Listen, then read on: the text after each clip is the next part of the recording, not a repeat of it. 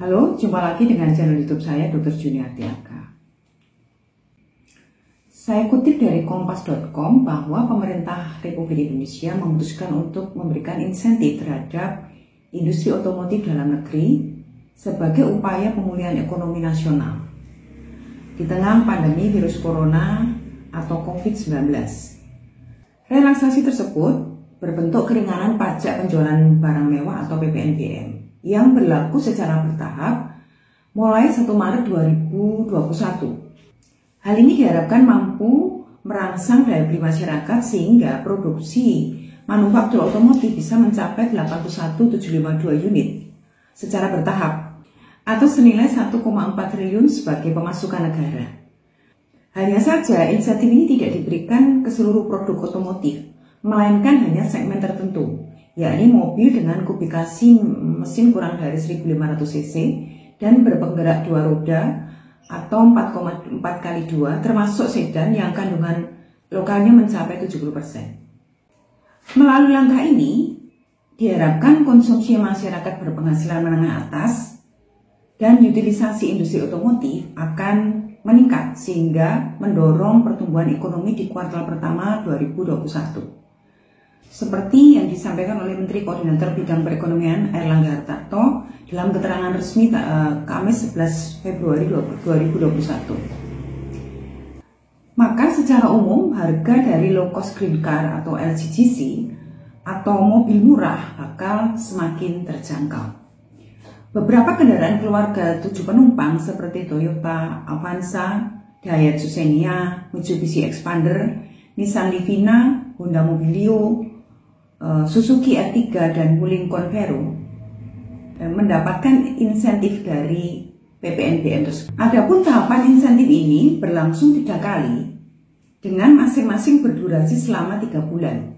Jadi rinciannya adalah tahap pertama insentif PPNBM sebesar 100% dari tarif, kemudian yang kedua PPNBM sebesar 50% dari tarif, dan PPNBM 25% dari tarif adalah untuk yang tahap ketiga atau tahap terakhir.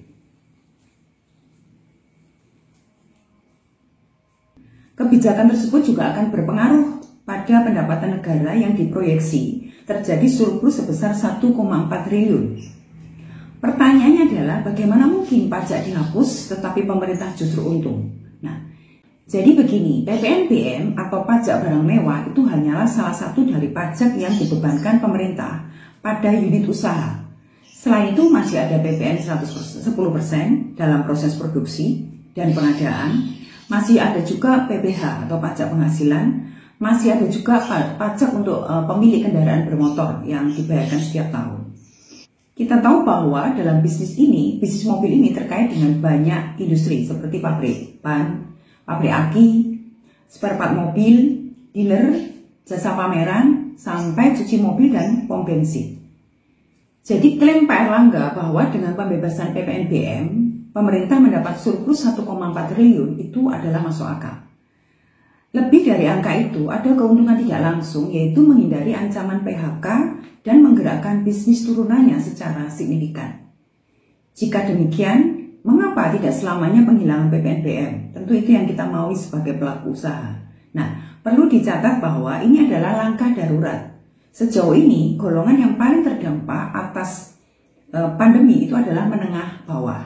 Sedangkan golongan menengah atas relatif lebih stabil daya belinya. Nah, itulah sebabnya langkah ini sebenarnya adalah untuk mendorong golongan menengah atas untuk membelanjakan uangnya sehingga roda ekonomi akan berputar. Lalu ekonomi nasional juga akan ikut bergerak. Nah, apabila ekonomi sudah stabil, maka pemerintah bisa mengambil lagi PPNBM itu sebagai pendapatan dari penerimaan negara. Bagaimana Anda melihat langkah pemerintah ini? Ada 2 hal yang menjadi catatan. Yang pertama adalah saat ini pemerintah benar-benar tidak kaku dalam menerapkan policy dan mau mendengarkan pasar. Ini adalah benar-benar langkah strategis dan kreatif dibandingkan hanya menebar insentif, kemudian bantuan tunai. Jelas kalau PPNBM ini digulirkan itu memberikan multiplier efek yang lebih signifikan terhadap industri otomotif dan ekonomi nasional secara umum. Yang kedua, saat ini pemerintah benar-benar lebih terlibat dalam konotasi positif terhadap industri nasional. Ini adalah langkah positif bagi iklim usaha nasional. Kita tidak bisa menutup mata bahwa di ASEAN pun kita bukan pemain tunggal. Ada Malaysia dan juga Thailand sebagai negara manufaktur otomotif.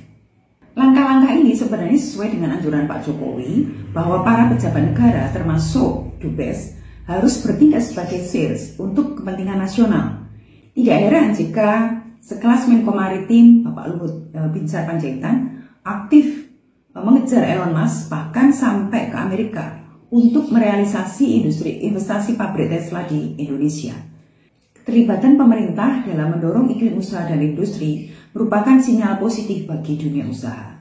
Tidak hanya merampingkan birokrasi dan peraturan, langkah nyata negosiasi kebijakan yang pro dunia usaha mengindikasikan bahwa saat ini pemerintah lebih kreatif dan strategis dalam membuat kebijakan.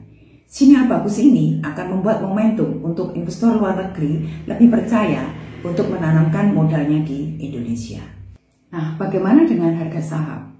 Saya memprediksi bahwa industri mobil dan turunannya seperti ban, spare part, dan seterusnya, dengan adanya aturan ini, pasti akan mengalami sentimen positif. Oke, mari kita ikuti bagaimana peraturan ini kemudian akan menggeliatkan saham-saham di industri otomotif dan turunannya. Terima kasih sudah menyimak video ini dari awal. Silakan komen di bawah dan sampai jumpa pada topik-topik berikutnya.